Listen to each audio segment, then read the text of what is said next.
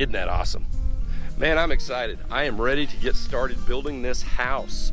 Hey Jay, hey Tammy, hope you guys are doing great. Today it is Saturday. I'm a day behind, I know, but we've been really busy. This January, it's been crazy. I think January 4th, we'd already had 3 new build jobs. That's just nuts. In my world, that's nuts. All right, guys, let me go over right now what's going on with your house. Right now, the lot's been benched, meaning it's at the proper height for the dirt, according to their engineer and according to the city. Then they've come in with basically, it looks like a 4-wheel drive a little 4-wheeler that's got a chainsaw blade on it, and they've trenched or cut into your dirt. They've cut into your dirt these trenches, right?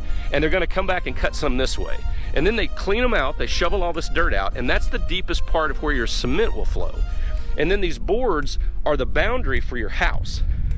So as you can see, there's these big, thick boards, and they're braced with these supports because a big pumper truck's gonna come in, pump liquid cement in here. It's gonna flow all down in these channels and all up against this wood, and that will be your foundation. That's how big it is, okay? So when you come out here and look at your job site, these boards are gonna define that smooth, beautiful foundational concrete when it's dried, and you can walk all around it.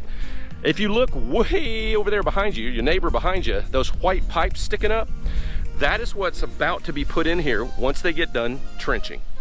Those pipes are gonna be a combination.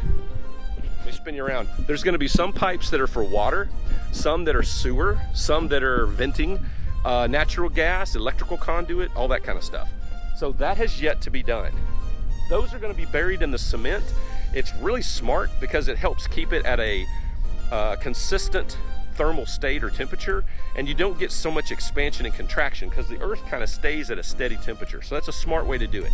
They're also insulated. So they're gonna come in and finish trenching. They're gonna put those pipes all in here. You'll see a big pipe connecting out to the street. That's the sewer main. They're gonna be insulated. Then you're gonna see them put down a moisture barrier. It's like just a really thick rubber trash can, kind of like a black trash can liner. That's gonna go down. That keeps the moisture in the earth from going up into the concrete, because concrete in its natural state, it is really like a sponge or a straw. It sucks moisture up into it. You don't want that. And then on top of that, you're gonna see them come in with insulated cables, and they're gonna crisscross it, kind of like what Bill, our construction boss, was talking about at a red line meeting. When they've got all that, they're gonna bring out the city inspector, they're gonna check your foundation, and they're gonna make sure everything is good to go according to code. At that point, we're still using winter mix concrete, 2 kinds of concrete, summer mix and winter mix down here in Texas. They still pour winter mix, so they can pour on a cold day. What they don't want is standing water, right? They don't want water in the channels. They want it dry, and they want the temperature to be within the operating range. So they'll coordinate all that on your behalf, and you're gonna see a massive pumper truck. It's like a base out in the street, and it's got this big arm that hangs down, and it literally pumps the cement out of the back of the cement mixers into these channels and all into here, and a bunch of guys that work really, really hard have cement rakes, and they're the guys in white rubber boots. I still don't have any idea why they wear white rubber boots instead of black ones, but they'll be out here drawing out that cement to make it perfectly level and get it ready for the framers. Okay, that's where we're at right now. That should all occur within a week, maybe 2, and I think we should see cement flowing. Now, I want to advise you, after that cement dries within about 24 to 36 hours, they can have the framing crew out here. They will get your home framed, they will get a roof on it, they'll get the windows in it, they'll get construction doors up, and they'll get a siding put up on it to where it's sealed from the elements, so they can start working on the inside, which is running your wiring, your plumbing, and doing what we call mechanical rough out. Okay, so that's a lot of information, but I wanted to kind of unpack that for you so you guys would know exactly what to expect. The only negative in all this is you're gonna see them flying, and you think, man, we're gonna have a house any day now.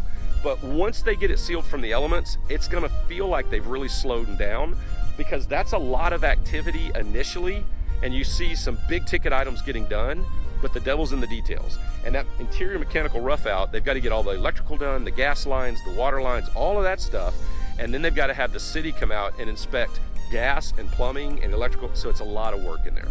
All right, guys, I hope y'all are doing well. I had a lot of fun at the red line meeting with you guys, and I can't wait to see the frames go up, the concrete get poured, and then the framing started on this. It's always fun to walk it, and it's such a beautiful day. It's a shame we're not already pouring concrete. All right, guys, we'll talk to you next week.